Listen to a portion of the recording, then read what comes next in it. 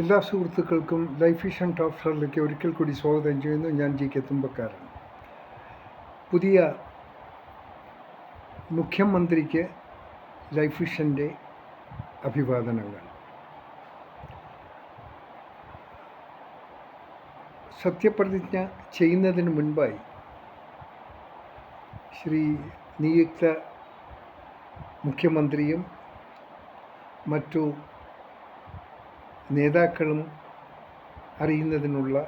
അറിയാൻ വേണ്ടി ചെയ്യുന്നൊരു വീഡിയോ ആണ്. ആദ്യമായി തന്നെ വകുപ്പ് മന്ത്രികളെ തീരുമാനിക്കുമ്പോൾ ആ മന്ത്രിമാർക്ക് ആ വകുപ്പുമായി എന്തെങ്കിലും ഒരു ബേസിക് നോളേജ് ഉള്ളവരായിരിക്കണം.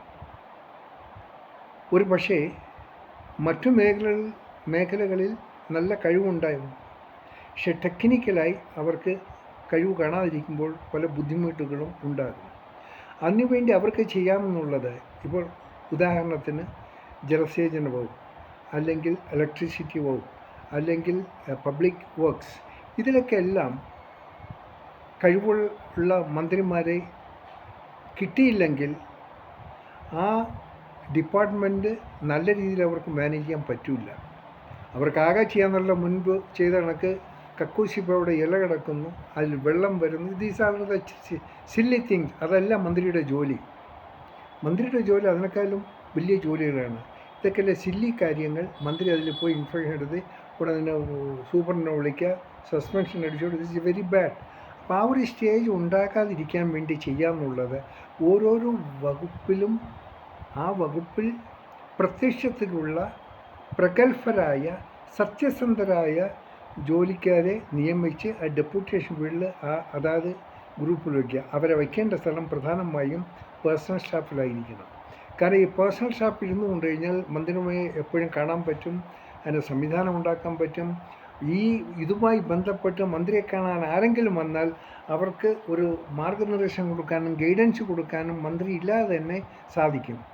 അതിലൂടെ ഏറ്റവും ചെറുതായിട്ട് പ്രധാന കാര്യം, ഈ വകുപ്പിൽ ഉള്ളവരെ തന്നെ എടുത്ത്, അതായത് പ്രഗത്ഭരും സത്യസന്ധരുമായ ആൾക്കാരെ നിയോഗിച്ചാൽ അതിൽ ഈ വിധ ഭരണ സംവിധാനത്തിന് നല്ല രീതിയിലുള്ളൊരു സപ്പോർട്ട് കിട്ടും. ഒപ്പം ഈ സാധാരണ കഴിഞ്ഞ കാലങ്ങളിൽ നടന്ന ഈ മന്ത്രി ആവശ്യമില്ലാത്ത ആൾക്കാരെ അണ്ടനെ അടകൊടനും ഒക്കെ വിളിച്ച്, ഒരു വിവരമില്ലാത്തതിനെ വിളിച്ച് പേഴ്സണൽ സ്റ്റാഫെന്നും പറഞ്ഞ് ചൊറിയും കുത്തിയിരുന്ന് ചുമ്മാ അലബലായിത്തരം കാട്ടിക്കൂട്ടുന്ന സംവിധാനമായിരുന്നു മുൻകാലങ്ങളുണ്ടായിരുന്നത്.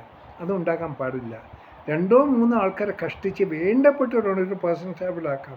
കാരണം ഇവരെ എല്ലാവരും ആക്കിയാൽ അവർക്ക് കൊടുക്കുന്ന ശമ്പളവും അവരുടെ പെൻഷൻ ഒരു ഹ്യൂജ് എമൗണ്ടാണത്. അതിപ്പോഴില്ലെങ്കിൽ അടുത്തതിന് അതൊരു വലിയ ഭാരമായി മാറും. അങ്ങനെയൊക്കെ ഭാരമാക്കി വെച്ചവരാണ് ഇപ്പോഴും വെച്ചിട്ട് പോയവരുടെ ഭാരം ചുമക്കേണ്ടത് ഇപ്പോഴും വന്നവരാണ്. അതുകൊണ്ട് അത് സൂക്ഷിക്കുക. കഴിഞ്ഞ പേഴ്സണൽ സ്റ്റാഫിൻ്റെ എണ്ണം കുറയ്ക്കുക. പേഴ്സണൽ സ്റ്റാഫിനെ വേണമെങ്കിൽ, അതായത് പർട്ടിക്കുലർ ഡിപ്പാർട്ട്മെൻറ്റിൽ വർക്ക് ചെയ്ത പ്രഗത്ഭരായെടുത്ത് ആ ജോലി കാണിക്കുക. രണ്ടാമത്, നമുക്കറിയാം ഇപ്പോൾ ഈ സാമ്പത്തിക സ്ഥിതി, ഈ പഴയ ഗവൺമെൻറ് കാട്ടിക്കൂട്ടിയ കോലാഹലങ്ങൾ ചൊറികുത്തി നടന്ന് അതിനെ പോസ്റ്റ്മോർട്ടം ചെയ്താൽ നമ്മൾ തന്നെ ഭ്രാന്താകും. അതവിടെ ഒരിക്കലും എൻക്വയറി ചെയ്യേണ്ടത് എൻക്വയറി ചെയ്യുക. പക്ഷേ എല്ലാ സമയവും അതിന് കളയുമ്പോൾ നിങ്ങളുടെ ശരിക്കുള്ള പ്രൊഡക്ടിവിറ്റി ഇവിടെ നഷ്ടപ്പെടുകയാണ് ചെയ്യുന്നത്. അതുകൊണ്ട് കഴിയുന്നതും പുതിയ മാർഗങ്ങൾ സ്വീകരിച്ച് നല്ല നടപടികൾ സ്വീകരിക്കുക. പ്രഗത്ഭരായ മന്ത്രിമാരെ തിരഞ്ഞെടുക്കുക. പ്രഗത്ഭരായ ആൾക്കാരെ പേഴ്സണൽ സ്റ്റാഫിൽ ഉൾപ്പെടുത്തുക. ഒപ്പം നല്ല വിദഗ്ധരായ, വളരെ വെൽ ട്രെയിൻഡ് ആയിട്ടുള്ള ഫൈനാൻസിങ് സെക്ടറിൽ വർക്ക് ചെയ്തവരെ എടുത്ത് അവരെ കൊണ്ടൊരു പാനലുണ്ടാക്കി അവരുടെ അഡ്വൈസ് എടുത്താൽ സാമ്പത്തിക കാര്യങ്ങൾ വളരെ നേട്ടം കൊയ്യാൻ പറ്റും. കാരണം ഇപ്പോൾ തന്നെ ഒട്ടനവധി ടാക്സ് പിരിക്കാൻ കിടപ്പുണ്ട്, ചിലവരുടെ പിരിച്ചിട്ടില്ല. ഇങ്ങനെയൊക്കെയുള്ള പല നൂലാമാലുണ്ട്. അതെല്ലാം പിരിച്ചെടുത്ത് ഭരണം നടത്താൻ പറ്റില്ല. അപ്പോൾ അതിന് ബദൽ മാർഗമായി മറ്റു പലതും കാണണം. ഇപ്പോൾ തന്നെ കള്ളി ഷാപ്പിൽ ഇഷ്ടന്മാരോട് തുറന്ന കാശും വാങ്ങി അവർ അവരുടെ തോന്നിയാസം കാണിച്ചു. പക്ഷേ ഇപ്പോഴൊന്നും ആ രീതിയിൽ നമുക്ക് ചെയ്യാൻ പറ്റിയില്ല. നല്ലൊരു ഭരണം കാഴ്ചവെക്കണം. ഈ ഭരണം കാഴ്ചവെക്കണമെങ്കിൽ മന്ത്രിമാർക്കും മുഖ്യമന്ത്രിക്കുള്ള സപ്പോർട്ട് വോട്ട് ചെയ്തവർ തന്നെ ചെയ്തു കൊടുക്കണം. കാരണം ശത്രുക്കൾ കൂടുതൽ നിന്നിട്ട് തന്നെ ഞാൻ കേട്ടതാണ്, ഈ യുവമോർച്ചയിലുള്ള പെണ്ണുങ്ങളൊക്കെ എങ്ങാണ്ട് ഈ ബസ്സിന് ഞങ്ങൾ ഫ്രീ ടിക്കറ്റ് പ്രഖ്യാപിച്ചു, ഞങ്ങൾക്കിപ്പോൾ എടുക്കണമെന്ന്. ഇത്ര ബോധമില്ലാതെ വെറും ചാണക കൂട്ടങ്ങളാണ് കേരളത്തിൽ ഇവിടെ ഉള്ളത്. ആ ചാണകക്കൂട്ടങ്ങൾ എന്ത് ബുദ്ധിയാണെന്നറിയില്ല. മന്ത്രി അവർ ഇലക്ഷന് അവർ പല പ്രഖ്യാപനങ്ങൾ നടത്തി. മന്ത്രി ഇതുവരെ സത്യപ്രതിജ്ഞ അവർ ചെയ്ത് അപ്പോഴത്തേക്ക് തുടങ്ങി ഞങ്ങൾക്ക് ഫ്രീ വേണമെന്ന് പറഞ്ഞാൽ ഇവരൊക്കെ എന്താണ് ഇതിനെ തനി ചാണകമെന്നല്ലാതെ വേറൊന്നും പറയാൻ പറ്റില്ല. ഈ ചാണകക്കളി ഉള്ളതുകൊണ്ടാണ് പലയിടത്തും ഇങ്ങനെ തോറ്റ് തുന്നമ്പാടി പോണത്. 2-3 MLA ഉണ്ടെന്ന് വിചാരിച്ച് അവിടെ കയറി ഇങ്ങനെ സമരമൊക്കെ എടുത്ത് നടക്കില്ല. ഇത് കേരളമാണ്, ഇത് വടക്കേ ഇന്ത്യ അല്ല. ഈ ചാണകക്കൂട്ടങ്ങളൊന്നും മനസ്സിലാക്കിയാൽ നന്നായിരിക്കും. ഇനി മറ്റൊരു പ്രധാനമായിട്ടുള്ള സന്തോഷ വാർത്ത, നിയുക്ത മുഖ്യമന്ത്രി എല്ലാ നേതാക്കന്മാരെ കണ്ടു, പലരുടെ അനുഗ്രഹങ്ങൾ വാങ്ങി എല്ലാവരുമായിട്ട് നല്ലത്. ഏറ്റവും കൂടുതൽ നമ്മൾ ഈ ശ്രദ്ധ ആകർഷിച്ചത് DGP വന്ന് അദ്ദേഹത്തിനോട് കാര്യം പറഞ്ഞു. 40 വണ്ടിയൊന്നും വേണ്ട, പക്ഷേ 3-4 വണ്ടിയുടെ എസ്കാർട്ടിൻ്റെ കാര്യം മാത്രമേ ഉള്ളൂ. അതാണ് വേണ്ടത്. That is the right thing. അതാണ് ശരിക്കും ജനനായകർ എന്ന് പറയുന്നത്. അല്ലാതെ ഉള്ള ബഹളവും മുക്കും ഉള്ള മുക്കിലും മൂലയിലും മുഖ്യം വരുന്നതെന്ന് പറഞ്ഞാൽ അവിടെ തടഞ്ഞു നിർത്തി ട്രാഫിക്കും പ്രശ്നം ഉണ്ടാക്കി ഒരാവശ്യമില്ല. ഇതൊന്നും ഉണ്ടാകാൻ പാടില്ല. അതെനിക്ക് തോന്നുന്നു ഈ മന്ത്രിമാർ അതെല്ലാം പാലിക്കും. അങ്ങനെയാണ് വേണ്ടത്. ഒരു പ്രത്യേകത നമുക്കറിയാം, ഇതുവരെ കാലാകാലങ്ങളിൽ നടന്നു വന്നതിന് വിഭിന്നമായ രീതിയിൽ ഇന്നത്തെ ഈ മുഖ്യമന്ത്രി തിരഞ്ഞെടുപ്പ് നടത്തിയ കാര്യം ജനവികാരങ്ങൾ ഉൾക്കൊണ്ട് ചെയ്ത ഒരു തിരഞ്ഞെടുപ്പായിരുന്നു. ജനവികാരങ്ങൾക്ക് ഏറ്റവും കൂടുതൽ ഊന്നൽ കൊടുത്തത് കാരണം മാത്രമാണ് മറ്റു രണ്ടുപേരെ മാറ്റി നിർത്തി VD സതീശനെ മുഖ്യമന്ത്രിയായി മാറ്റിയത്. അത് നല്ലൊരു തുടക്കമാണ്. അപ്പോൾ ഞാൻ കൂടുതലൊന്ന് സംസാരിച്ച് സമയം കളയാൻ ഞാൻ ഇഷ്ടപ്പെടുന്നില്ല. ഒരിക്കൽ കൂടി ബോധ്യപ്പെടുത്തുന്നു, പേഴ്സണൽ സ്റ്റാഫിനെ എടുക്കുമ്പോഴും മന്ത്രിമാരെ തിരഞ്ഞെടുക്കുമ്പോഴും ആ മന്ത്രിമാർക്ക് ആ ഡിപ്പാർട്ട്മെൻറ്റുമായി എന്തെങ്കിലും ഒരു ബേസിക് ടച്ച് ഉണ്ടായിരിക്കണം. ഇനി അതില്ലെങ്കിൽ ആ ബേസിക് ടച്ചുള്ള ആൾക്കാരെ അവരുടെ പേഴ്സണൽ സ്റ്റാഫായിട്ട് രൂപീകരിക്കുക. അതടുത്ത് കഴിഞ്ഞ് ഒരിക്കലും അൺവാണ്ടഡ് ആൾക്കാരെ പേഴ്സണൽ സ്റ്റാഫെന്നും പറഞ്ഞ് പിടിച്ചിരുത്തി അവിടെ സമയം വേസ്റ്റ് ചെയ്യരുത്. അവരുടെ എമൗണ്ട് അവർക്ക് ശമ്പളവും പെൻഷനും ഉണ്ടാക്കാനുള്ള സാഹചര്യം ഉണ്ടാക്കരുത്. അപ്പോൾ ചെയ്യേണ്ടത് കഴിവുള്ളവരെ എടുക്കുക, കഴിവുള്ളവരെ കൊണ്ട് പണി ചെയ്യിപ്പിക്കുക. അതിലൂടെ ചെയ്യാവുന്ന വലിയ ഗുണം, ഡിപ്പാർട്ട്മെൻറ്റിൽ നിന്ന് എടുക്കുമ്പോൾ അവർക്ക് ആൾറെഡി സാലറി ഉള്ളതാണ്. അതല്ലെങ്കിൽ നമ്മൾ പുതിയ സ്റ്റാഫിന് ഇവർക്കെടുത്ത് കുറേ ഒരു 10-20 സ്റ്റാഫിനെ എടുത്തെങ്കിൽ അവർ ശമ്പളം കൊടുത്തില്ലെങ്കിൽ ഖജനാവ് മുടിയും. അതിൽ കൂടി അറ്റ്ലീസ്റ്റ് ഒരു 50%-75% എങ്ങനെ സേവ് ചെയ്യാൻ പറ്റുമോ അതാണ് ചെയ്യേണ്ടത്. രണ്ടാമത്, മന്ത്രിമാരായിരുന്നാലും പേഴ്സണൽ സ്റ്റാഫായിരുന്നാലും ആര് നിങ്ങളുടെ അടുക്കലേക്ക് ഒരു പൊതുജനം വന്നാൽ അവരെ മാന്യമായി സ്വീകരിക്കുക, മാന്യമായി അവർക്ക് വേണ്ടതെന്ന് വെച്ചാൽ ഗൈഡ് ചെയ്യുക.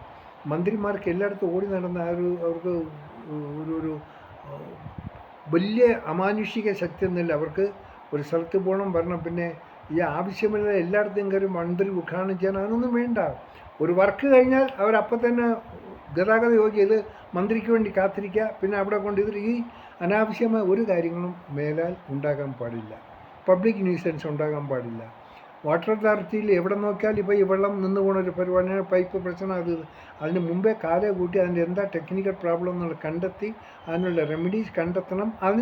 അവിടെ അതിൻ്റെ ഉള്ളിൽ വർക്ക് ചെയ്യുന്ന പ്രഗത്ഭര ഉദ്യോഗസ്ഥർ കാണും, അവരിലൂടെ കാര്യങ്ങൾ മനസ്സിലാക്കുക. അല്ലാതെ പത്രത്തിൽ കൂടി കാണരുത് അവിടെ വെള്ളം മുടങ്ങി ഇവിടെ വെള്ളം മുടങ്ങി ഒന്നുമില്ല. അതിനു മുമ്പേ നമ്മൾ അറിഞ്ഞിരിക്കണം. അതാണ് മോണിറ്ററിങ് വേണ്ട. അങ്ങനെയുള്ള എല്ലാ ഡിപ്പാർട്ട്മെൻറ്റിലെ എല്ലാ മന്ത്രിമാരും ഒരു മോണിറ്ററിങ് സെൽ ഉണ്ടാകണം. അവർ ഫീൽഡിൽ ഇറങ്ങണം, എന്താണ് നടക്കുന്നത് അത് മോണിറ്റർ ചെയ്യണം, മന്ത്രി വിവരം അറിയിക്കണം. അങ്ങനെയാണ് അതിനൊരു സംവിധാനം ഉണ്ടാക്കേണ്ടത്. ഒരു പുതിയ ദിശയായിരിക്കണം, പുതിയ ഒരു തുടക്കമായിരിക്കണം. അതായത് ഏതിനും വന്ന് നല്ല കാര്യങ്ങൾ ചെയ്യാൻ ഒരുപാട് സ്ട്രെയിൻ ഉണ്ടാകും, ഒരുപാട് ബുദ്ധിമുട്ടുണ്ടാകും. ഒരിക്കൽ കൂടി പറയുന്നു, ഇന്നലെ എനിക്കറിയില്ല, ഞാൻ കേട്ടതാണ്, യുവമോർച്ചയെക്കുറിച്ച് സ്ത്രീകൾ ബസ്സിനൊക്കെ കയറുന്നത് ടിക്കറ്റ് കൊടുക്കാൻ പറഞ്ഞു. വലിയ നാണക്കേടാണ്, അതൊക്കെ മോശമായുള്ള കാരണം. ഇവരൊക്കെ പറ്റി പറയാതിരിക്കുന്നതാണ് നല്ലത്. അതുകൊണ്ട് അതൊക്കെ ഇങ്ങനെ കിടക്കും. അത് മുഖ്യമന്ത്രി ചാർജ് എടുത്തിട്ട് അതിനുള്ള സംവിധാനം എല്ലാം എനിക്ക് അവർക്ക് കാത്തിരിക്കാൻ വയ്ക്കാം. നാളെ തന്നെ ഇന്നലെ ചെന്ന് ടിക്കറ്റ് വയ്ക്കാമെന്ന് പറഞ്ഞാൽ ഫ്രീ ടിക്കറ്റ് ഇലക്ഷൻ പറഞ്ഞിട്ടുള്ളതെന്ന് പറയും. ഉമ്മരത് ചെയ്യുമോ? നെവർ. വടക്കേന്ത്യയിൽ എന്താ കോലാഹലങ്ങളുടെ എന്തൊക്കെ ഫാൾട്ട് ചെയ്ത് കൊടുത്തിട്ട് അവരത് ചെയ്യുന്നുണ്ടോ? ഇല്ല. ഇവിടെ പറഞ്ഞിട്ടുണ്ടെങ്കിൽ ചെയ്തിരിക്കും. അതിന് സമയമുണ്ട്, പെട്ടെന്ന് നടക്കില്ല. അതിന് അതിൻ്റേതായ കാര്യങ്ങൾ ചെയ്യാനുണ്ട്. എനിവേ, നല്ലൊരു ദിവസം നമുക്ക് ആഗ്രഹിക്കാം, നമുക്ക് കാണാം. എല്ലാം നല്ലതായി വരട്ടെ. എല്ലാ മുഖ്യമന്ത്രി അടക്കമുള്ള എല്ലാ മന്ത്രിമാർക്കും വകുപ്പ് തലത്തിലുള്ള എല്ലാവർക്കും നല്ല രീതിയിൽ നടത്താനുള്ള ശക്തിയും ആർജവും അവർക്കുണ്ടാകാൻ വേണ്ടി നമുക്കെല്ലാം ഒന്ന് ചേർന്ന് പ്രാർത്ഥിക്കാം. വീഡിയോ ഇഷ്ടപ്പെട്ടാൽ എല്ലാവർക്കും ഒന്ന് ഷെയർ ചെയ്യാനും. Thank you.